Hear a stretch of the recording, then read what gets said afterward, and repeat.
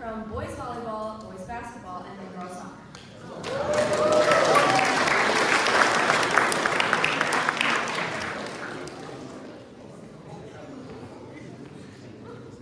Hi, what's up, y'all? So we got boys volleyball in the spring. So make sure y'all join. I don't care if you have a bad vertical or not. I can turn you into anything. So let's join. And Mr. Key said that if we go undefeated this season, he'll buy us all free dinner. So An actually good dinner, like a steak, nice dinner.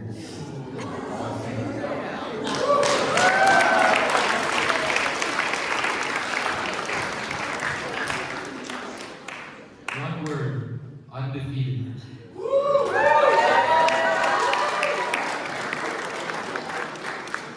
We had a game yesterday, 2 days ago. We had 2 games actually since the last time. Since last time, so good. But 2 days ago we had a game, we won. We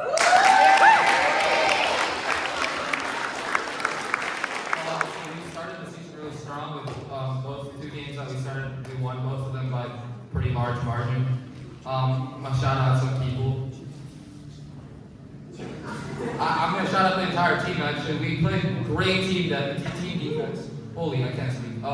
We played great team defense. We locked up a guy who's supposed to put up like 40 a game. We held him to like 20 points. Gianni's first game was really good. He dropped 30 in his first varsity game ever.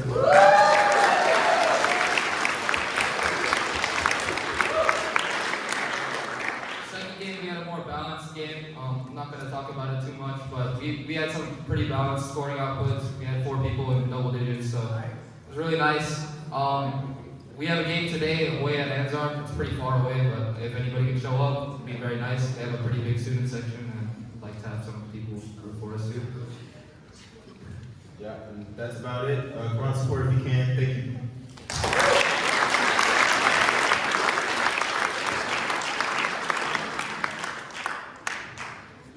Okay, so yesterday girls soccer had a game and we won 6-0 against PG. So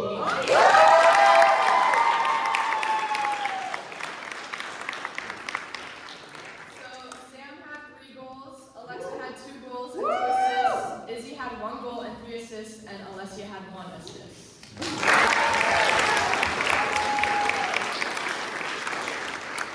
that means we are undefeated 5-0.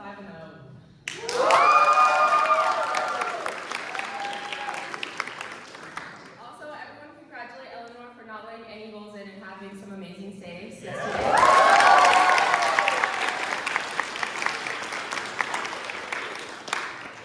We all had a really good game. We played super well, regardless of injuries and people playing out of position.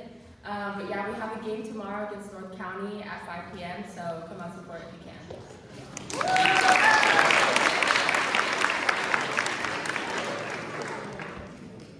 All right, please welcome the man, the myth, the legend, Matthew.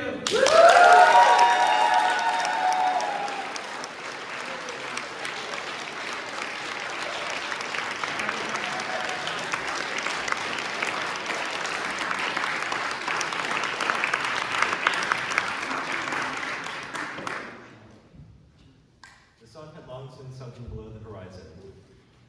The only sources of light in the neighborhood were the warmly lit windows of our neighbors, the lanky metal lamppost standing guard in the middle of the neighborhood, and the dark stars shining overhead. 2 of my friends and their family were visiting my house, and if you stood outside our living room window, you might have been able to hear our parents talking or the occasional cheer from me or one of my friends as we played video games together. We'd done this countless times before, but it never got old.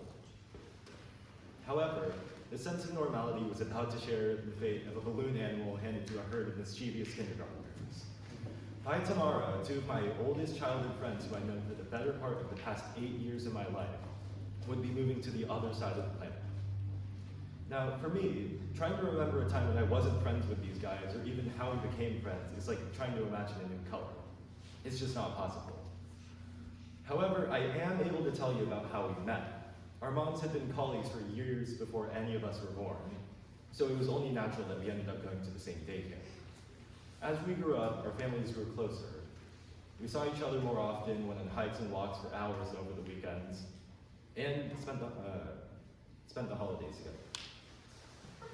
However, this soon changed in 2021 when their mom was asked by her workplace to move to South Korea to continue working by December of that year. As soon as I heard the news, I asked my mom if we could visit each other more often before they went. She obliged, and we soon saw each other weekly as if we were family. We were closer than family, really.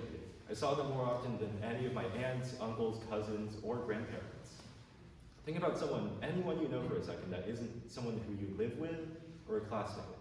How often do you see them? Weekly, monthly, yearly? What's your favorite memory you've made with them? For me, that memory was one clear-skied late fall Saturday afternoon. Their family had invited me and a few other friends over to a sleepover at their house. We had a Nerf war, walked over to their school's field to play some soccer, played video games together, and did all the other little things that made our friendship special to us. The next day, when it was time to go, we all moved over to my house instead of back to each other's homes, trying to stretch out the little time we had left together.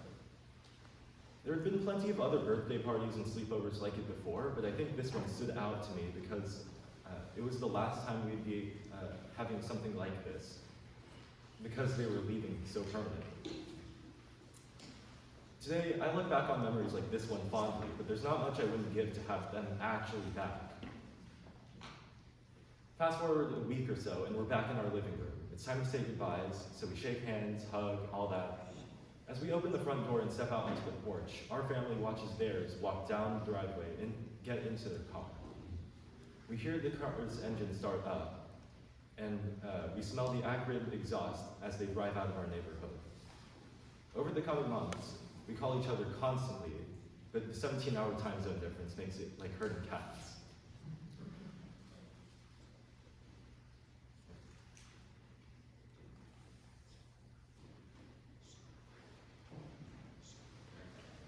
When summer break finally came, and we were able to visit each other, we had only 2 days out of the 3 weeks we had planned.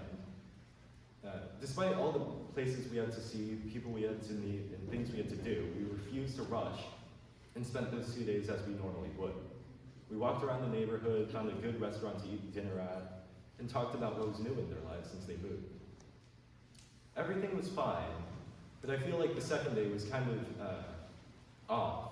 We all knew that this would be all we could expect for the next few years.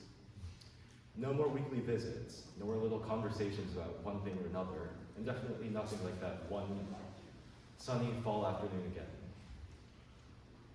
These memories that my friends and I have made together also helped to make me who I am today.